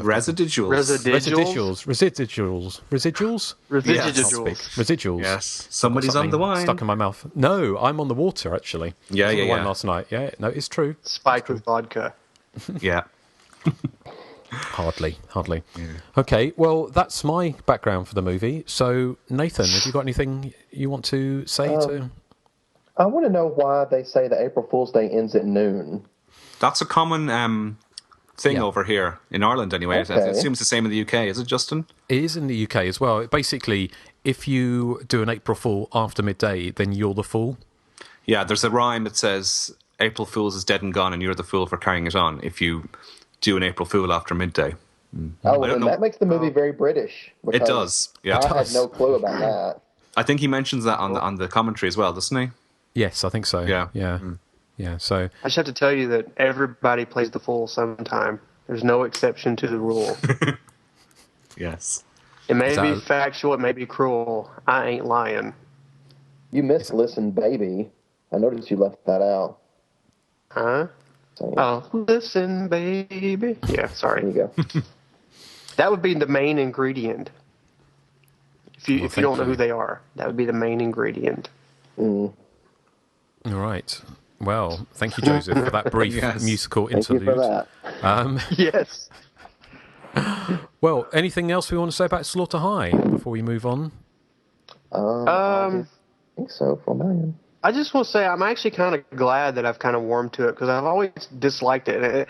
It's kind of slowly becoming a movie I might could watch, you know, at least once a year. I'm kind of warming to it a lot, so I'm glad that's happened. Excellent. Now I want to say that the character Skip looks like Mark Hollis from Talk Talk, who are my favourite band, and I like them even more than Toya. Really? Gosh. Well, that's high praise indeed. I don't know. I think that cover they did of No Doubt's It's My Life is just terrible. I'm not having any of this nonsense. Yes. You see what I did there? Yeah, I did. Very naughty. Right. Okay. Well, let's end there and move on to some feedback, shall we? Yes. Who'd like to go first? I will. Okay. Ooh, he just jumped in. Yeah, I like to get it over with. Okay. This says, I picked up from Crystal Lake to Manhattan a few years ago. Excited to see all of the fun interviews, behind the scenes, and restored footage. While it is amazing, there was one alleged deleted scene I was anxiously awaiting to see that never came.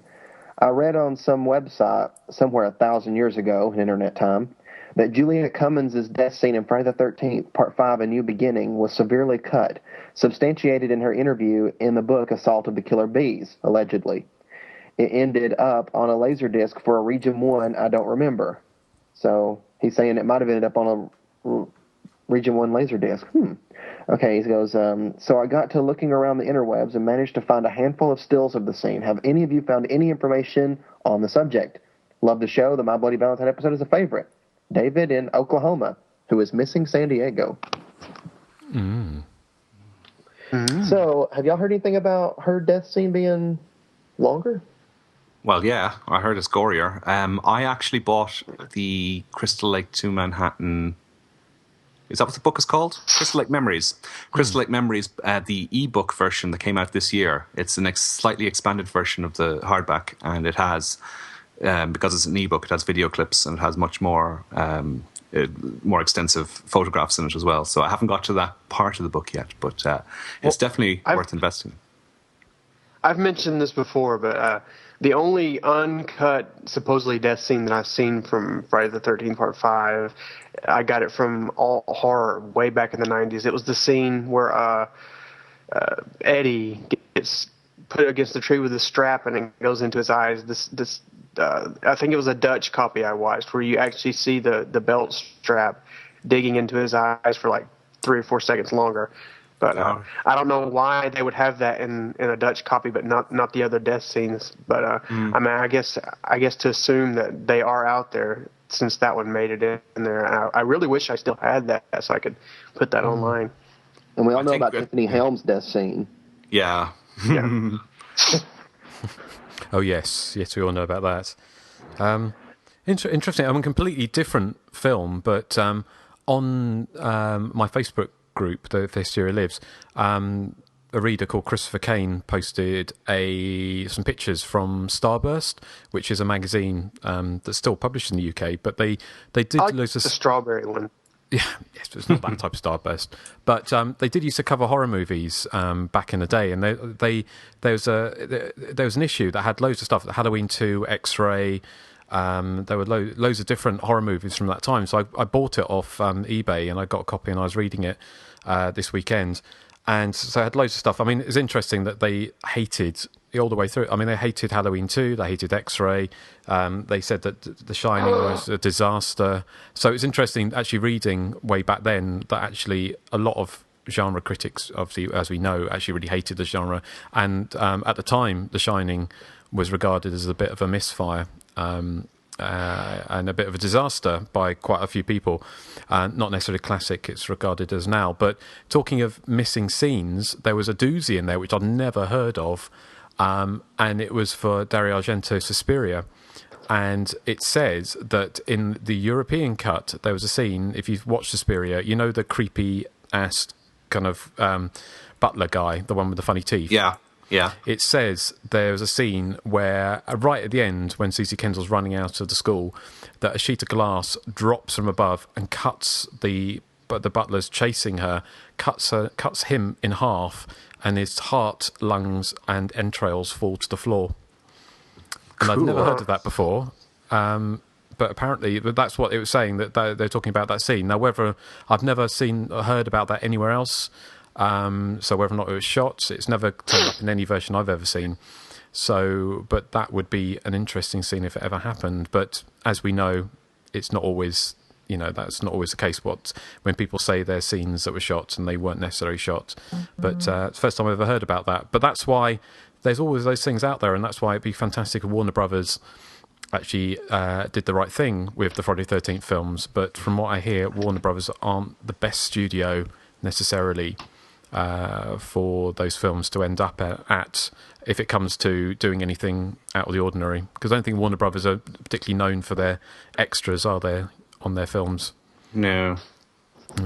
It's a shame Scream Factory couldn't get hold of them, because I'm sure they would have done some good stuff, wouldn't they? Yes. Oh, there is that the Crystal Lake Memories documentary coming soon, which looks like it could be good.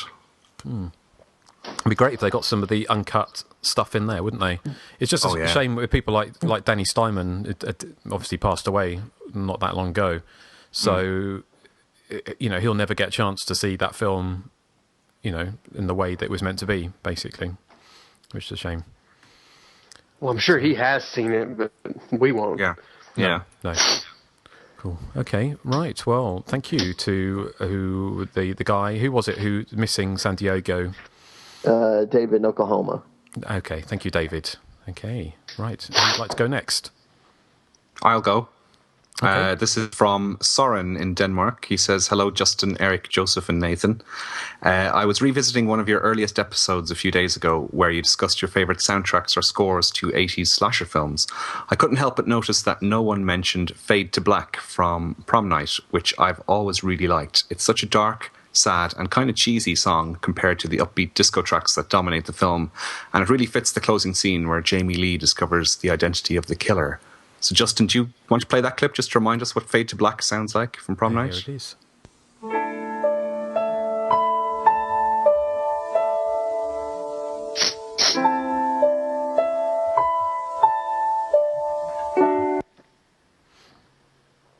Oh, it's gone. It's gone, yes.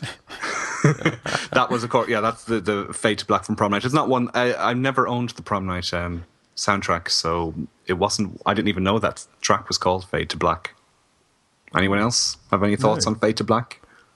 Well, it's kind of that melancholic kind of things, but a lot of them kind of end that way, don't they? Like, just a Hell Night has that kind of like very melancholic closing song, doesn't it? Kind of a ballady type thing. Yeah. Happy Birthday to Me as well. Yeah, exactly. I suppose it would have been better if. Sorry, go on. I was just going to say, and Melissa, the famous Melissa as well. Sweet Melissa. I love that song. Yes. But I kind of guess. Sorry? Yeah. Sorry.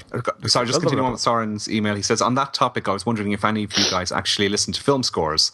I know you like the music from many of your favourite slashers, but do you actually buy the albums and sit around at home and listen to, say, Carpenter's Halloween score? I'm asking because I do, and I'm wondering if the film scores do anything for you outside the context of the film. If they do, I highly, highly recommend the CD release of Christopher Young's score to The Dorm That Dripped Blood, which is fantastic and obviously a precursor to Hellraiser. I listened to the CD prior to watching the film for the first time and was surprised to learn that apparently the majority of the music that Young wrote for the film did not actually make it into the final cut. In fact, almost none of the music on the CD is used in the film. This seems to me to be a big mistake because the music he wrote is extremely atmospheric and creepy and really could have made the film even better. I wonder what happened since they decided not to use it. Anyway, if you are so inclined, check it out. As always, I have to thank you guys for a great podcast, for your knowledge, your wit, and for introducing me to a certain cat flushing a toilet, which this week turned into a certain bastard flushing a toilet. And that's all the best from Soren Feldfoss Thompson. Sorry, Soren, if I've mispronounced your middle name. What a mouthful. It's Feldfoss Thompson from Denmark. As for soundtracks, I used to buy a few. I do have the Hellraiser soundtrack, and I have the Halloween 1 to 5 soundtracks. And of course, when Harry Manfredini brought out the box set of Friday the 13th last year, I found that entertaining. I find it difficult to sit and listen to a full CD of an album score, or of a movie score, I have to say. What about you guys? I'm the same. Yeah, same here. I dip in and out more. Yeah, I listen to a lot of soundtracks, but it tends to be the compilations for the Italian, the Giallo soundtracks, sort of like Bruno Nicolai and Ennio Morricone. Those kind of it's not really. It's like, for instance, I got some of the Ennio Morricone ones for like the Cat and Nine Tails and some of the Dario Argento ones, and I find those quite hard going when it gets into the kind of the thriller bits where it's kind of, incidental music almost. Well, I suppose it's incidental music, but it's I find it difficult to sit through that if it's just lots of kind of violins kind of creaking for long periods of time. But I do like the kind of the boom boom boom boom boom, sort of Italian sort of upbeat, up-tempo pop songs that they sort of peppered a lot of the with. I have the soundtrack to The Case of the Bloody Iris, and the theme music to that, obviously. It's quite wonderfully cheesy. But the soundtrack, every third or fourth track on the album is the very tiny variation of that song. So it does become a bit tedious after a while listening to the album. As good as the main theme is. I have the Nail Gun Massacre soundtrack. Yeah, I'm sure that was released. It's 4 hours of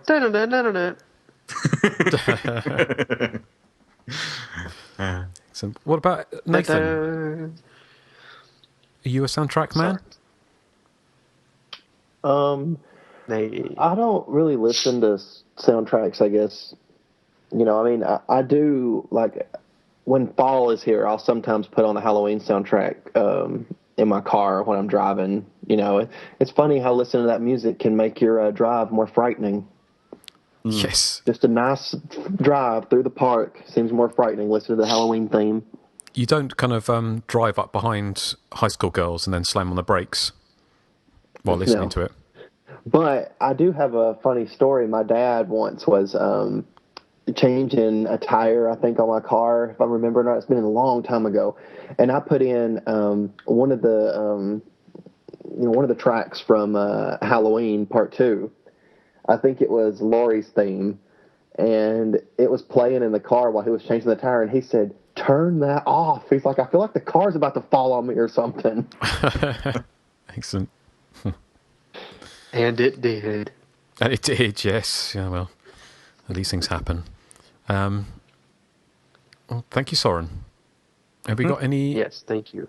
Have we got any other feedback? Yeah, I have one. This is from Sebastian Bokenkamp. I hope, or Bokenkamp. I don't know how to pronounce it, but he says, "Dear Justin, Eric, Joseph, and Nathan, once again, I'd like to congratulate you to your Simply Amazing podcast." I guess he meant on your Simply Amazing podcast. "You guys are the best. There's one suggestion I would like to make. How about a short movie trailer section at the beginning of an episode? Perhaps you have seen a newly released movie trailer for an upcoming movie that looks very interesting. There are so many movies nowadays that many people often tend to overlook the good small ones. I finally managed to watch the entire My Super Psycho Sweet 16 trilogy. Just like you guys, I absolutely loved the first part. It was a suspenseful, funny, and genuine homage to 80s slasher movies with great, likable characters. Furthermore, I liked the killer's outfit very much. I never would have thought that a TV slasher movie turned out to be the best slasher movie in a long time. I was especially surprised by how gory it was for a TV movie with a TV-14 rating. The second part, My Super Psycho Sweet 16 Part 2, I liked just as much as the first movie. The only thing that confused me was the tonal shift. The first movie was a fun movie with its tongue in its cheek. The second movie at times felt more like a drama with a few very heartfelt moments underlined with an emotional soundtrack. And I really felt sorry for a few characters that got killed because they were so likable and didn't deserve to die. And when they did, I was really surprised. With this movie's cliffhanger ending, I couldn't wait to see the third film. With high hopes, I started to watch Part 3, but the movie turned out to be a huge disappointment. I absolutely hated Part 3. It felt as if there was a completely different team behind it, and where Parts 1 and 2 felt like 80s slasher movies, Part 3 felt like a slasher movie from the 2000s. Most of the characters were obnoxious. I guessed the plot twist after 5 minutes, and as a whole, it wasn't very suspenseful. The only thing that was kind of amusing were a few scenes that somewhat reminded me of classic slasher movies. The finale felt a bit like Happy Birthday to Me with all the victims placed around a table. And in one scene, a person gets killed with a nail gun. But all in all, this movie was a huge letdown. And then he says, "I'm very excited for your Slaughter High episode. I just bought the Arrow DVD, which is absolutely amazing. The picture quality is outstanding." And he says, "Slaughter High is a huge guilty pleasure for me. Joseph once said that he's not a big fan of the movie, and I know where he's coming from." Of course, my opinion's changed slightly, but anyway, he also says, "But I always saw this movie as a satire. It came out years after the slasher boom of the early 80s, and the writers and directors took every stereotype and amped it up to 11. And that's what I like about it. It has the oldest movie teenagers I've ever seen, and the characters are acting so incredibly stupid. A friend has just been murdered in front of their very eyes, and what do they decide to do? Two of them head off to the nearest bedroom for some private time, and one girl decides to take a bath in a bathtub to get the blood off of her face. I think Mark Ezra knew exactly what he was going for. Slaughter High is for slasher movies what Commando is for action movies. But with that being said, the finale's heart-pounding chase scene is one of the best of its genre. Have a great day, gentlemen, and all the best for you, your loved ones, and your pets. Sebastian Bokenkamp." Thank you, Sebastian. Yes. Have we got anything to add to what Sebastian said? No, not really. No. Well, we I'm kind do of draining appreciate over. the My feedback. nose is all like running, and I'm having to mop myself up while I'm reading it. Mop yourself up? Yeah. What, have you wet yourself? No, I got a cold and my nose is draining. Right. Okay. There's a thing to picture. Yeah. TMI. Shut your bitchy mouth. How do we know you have a cold? Exactly. Yeah, Joseph. That's how you know. I think we do know that Joseph's got a cold because he's been sniffing throughout the podcast, haven't you? Yes. Yes. I have. Looking for sympathy. But thank you, Sebastian, and thanks for the feedback. I know. you'll be all right. You just go. If anyone wants to send sympathy and flowers to Joseph, then we'll leave a special message afterwards with an 0800 number, so you can phone and leave donations. Yeah, please. Yes. Right. Well, thank you, Sebastian. I say it's really glad you're enjoying the show, and thank you everyone who's written in. I'll play the contact details now because we'd like some more feedback, and we're going to tell you in a minute about what we're going to be covering on the next show. Be sure to search for and like us on Facebook. Follow us on Twitter at THC_podcast. Our voicemail is 858-233-9281. And you can email us directly at the.hysteria.continues@gmail.com. Okay, yes, and send that feedback the in. days of not having a cold. You ripped off music from Voodoo Massacre Part 1. Did I? Yes. Oh, I can see some fisticuffs coming up in a minute. Joseph, So I believe you are coming up next, aren't you? Yeah, my next pick, which would have been this episode, but we released this one to kind of coincide with April Fool's Day. But my next pick is going to be Girls' Night Out. Uh-huh. And might you have some exciting news for us? Yeah, it looks like we'll have an interview with someone from the film. So be on the lookout for that. Okay. Ooh, is it the fat guy who calls everyone whores? No? Is it the nurse from the beginning? Maybe. Is it the bear? Maybe. Is it a DJ? Technically, maybe, yes. Is it a DJ in a satin? He's cool. Yeah. He has all the wicked tunes. Is it a birch tree? Don't ruin any information out of Joseph. No, he's keeping his lips very tight. Yeah. In the meantime, I've been looking up Robin's uncensored death scene from Friday the 13th, Part 5 in Crystal Lake Memories. And it basically just is blade coming up through her boobies, much like Tracy Savage's death in Friday the 13th, Part 3. So it's only milliseconds, I'd say, it's cut from the film. Okay. Well, we shall It seems pretty bloodless. Like the blade comes up and it's like perfectly clean and there's no blood coming out of her body. Cleavage. Yes. Well, yeah. To put it another way, yeah. Okay. Well, hopefully that will one day see the light of day. Mm-hmm. Is there anything else we want to say to the good people at home? Happy birthday, Leslie Donaldson. Yes, happy birthday, Leslie. I'm sure she's a regular listener. Happy birthday to you. Yes, happy birthday to me, to her. It'll be my birthday soon, next week. Not next week, next month. So there you go. So was mine. Mine's next month as well. That's nice. So if you want to send any presents, then, you know... Hang on, it was my birthday in February. That's nice. Sorry? Eric had a birthday? I had a birthday in February and nobody sent me presents. Oh. Justin, your birthday's coming up? It is. Yes, next month. So is mine. Wow, that's a double celebration. Mine has been... It's so unfair.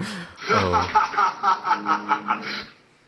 Poor Eric. So evil. Oh, on that high note, we will play you out with... What are we playing out with? Because I haven't listened to this. That's just the incidental music from Slaughter Hideout. Okay, well, here we go. We'll play you out with that. So thank you very much for joining us. And we will see you next time on Hysteria Continues. Bye. Bye.